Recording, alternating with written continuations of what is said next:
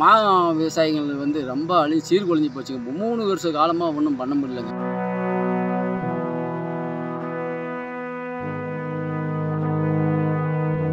பக்கத்து மாநிலத்தில் நஷ்டஈடு எல்லாம் கொடுத்துன்னு வராங்க. நம்ம தமிழ்நாட்டில் வந்து எதுவுமே இது வரையிலும் நஷ்டஈடு கொடுக்கலைங்க.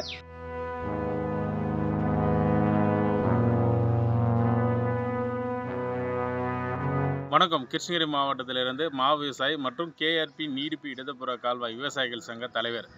தற்போது பார்த்திங்கன்னா ஒரு 3-4 வருடமாக மா விவசாயிகள் வந்து மிகப்பெரிய ஒரு கஷ்ட காலத்தை தான் சந்தித்து வராங்க. இதில் வந்து பார்த்திங்கன்னா முதல்வருக்கு நாங்கள் 3 வருடமாக கோரிக்கையும் கொடுத்துட்டு தான் வந்துட்டுருக்கோம். மாநில அரசு தனி ஒரு பட்ஜெட்டை போட்டும் மா விவசாயிகளை ஏன் புறக்கணிக்கப்படுகிறது? நாங்கள் அதுதான் பல முறை நாங்கள் கேள்வி கொடுத்துருக்கோம். புறக்கணிக்கிறாங்க.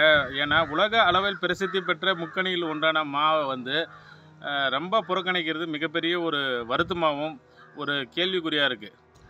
என் பேர் வந்து சரவணன். என் தட்டக்கல், கிருஷ்ணகிரி மாவட்டம். நிறையா மாங்காய் தோட்டம் வந்து 3 ஏக்கரா வச்சுருந்தேங்க.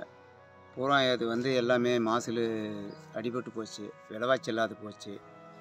சரியாக மாச்சல் இல்லை. இப்போ ஒரு 2 ஏக்கராவுக்கு மேலே வெட்டி எடுத்துட்டேன். வாழ்வாதாரமே அவங்களுக்கு வந்து ஃபெயிலியர் ஆகி போச்சு. வேறு எதுவும் வருமானமும் இல்லை. அதனால் நிறைய கடன்பட்டு தான் நாங்கள் மிச்சம் விவசாயிங்க. அதனால் இதே ஒரு கவர்மெண்ட் வந்து விவசாயிங்களுக்கு ஒரு நல்ல ஒரு ஹெல்ப்பு தொகையாக பார்த்து கொடுத்தீங்கன்னாக்கா கொஞ்சம் விவசாயிகளை மேலே எடுத்து விடலாம். இல்லைன்னா அவங்களோட வாழ்வாதாரம் எல்லாமே அடிபட்டு போயிடும். விவசாயிங்க வந்து முன்னேற முடியாது. இப்போ வந்து விலையெல்லாம் போச்சு. 4 ரூபாய்க்கு எடுத்தாங்க. மைசூர் மட்டும் ஒரு 13 டன் வந்தது. 13 டன் வந்து என்ன பண்ணுறது, 4 ரூபாய்க்கு எடுத்து போய் செலவே ஒரு டன்னுக்கே 10,000 ரூபாய்க்கு மேலே செலவு. மருந்தாச்சு ஒரு 30,000. இதெல்லாம் பார்த்தீங்கன்னா ஒன்றுமே கையில் கிடைக்கல. கடைக்காரா இருந்தால் மிச்சம். நான் ஒரு 10 ரூபாய் ரேட்டு கட்டினாங்களோ இது சரி கட்டிக்கலாம். 4 ரூபாய்க்கு தான் எடுத்தாங்க. 4 ரூபாய்க்கு எடுக்கும் போதும் ஒன்றும் பண்ண முடியல.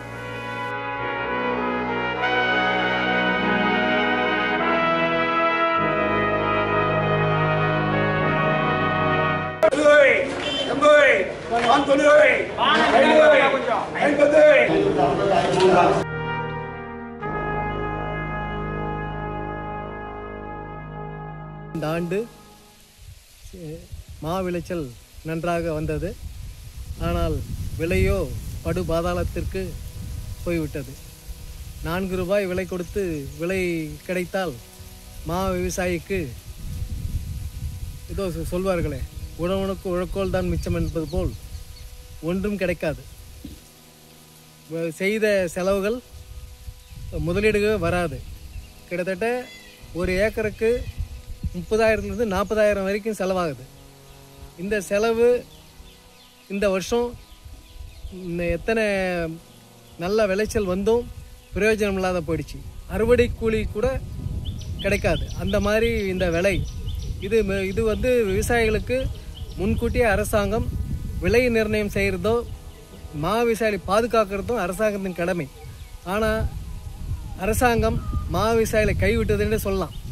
மா விவசாயிகள் யாரும் ஆதரவு இல்லாமல் இப்போ தவிக்கிறாங்க. மா விவசாயிகளுக்கு ஒரு சிறப்பு திட்டம் இல்லை. இங்கே இந்த மாதிரி சூழ்நிலையில் நல்ல விளைச்சல் வரும்போது அவங்களுக்கு உரிய விலை கிடைக்கணும். அவங்களுக்கு அவங்க போடுற முதலீடு வரணும். அவங்களுக்கு பாதுகாப்பு கொடுக்கணுன்றதில்ல. போன வருஷம் கடும் வெப்ப பேரிடரால்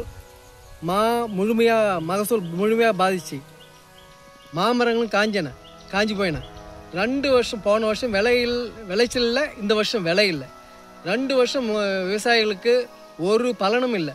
கிட்டத்தட்ட 1 லட்சம் ரூபாய் வரைக்கும் அவங்க ஒரு ஏக்கருக்கு செலவு செய்தோம், எந்த ஒரு வருமானம் எடுக்கலை.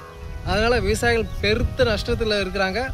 அதை அரசாங்கமோ மாவட்ட நிர்வாகமோ உடனடியாக நடவடிக்கை எடுத்து மா விவசாயிகளை பாதுகாக்கணும். பெரும்பாலான இடத்துல மா சாகுபடி பலன் கொடுக்காதுன்ட்டு மாமரங்களை வெட்ட ஆரம்பிச்சிட்டாங்க. அது மிகப்பெரிய ஆபத்தாக இப்போ கிருஷ்ணகிரி மாவட்டத்தில் துவங்கி இருக்குது. இதை தடுக்கணும், அரசாங்கம் தடுக்கணும்.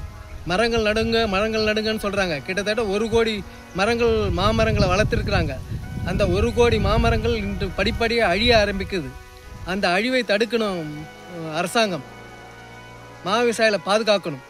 விவசாயிகளுக்கு உரிய சிறப்பு திட்டம் என்ன, விவசாயிகளுக்கு உரிய பாதுகாப்பு ஒவ்வொரு யூனியன்லேயும், கிருஷ்ணகிரி மாவட்டத்தில் ஒவ்வொரு யூனியன்லையும் ஒரு மாங்கூர் தொழிற்சாலை அமைக்கணும். அப்புறம் மா ஏற்றுமதி மையம் இங்கே உருவாகணும். அப்பொழுது தான் மா சாகுபடி சிறப்பாக இருக்கும். மாங்கனி மாவட்டன்றதுக்கு அது பொருந்தும். அடுத்து மாவை வந்து தரம் உயர்த்துவதற்கு அரசாங்கம் பயிற்சி கொடுக்கணும். மா விளைச்சலை பயனுள்ளதாக இருப்பதற்கு அரசாங்கம் உதவ வேண்டும்.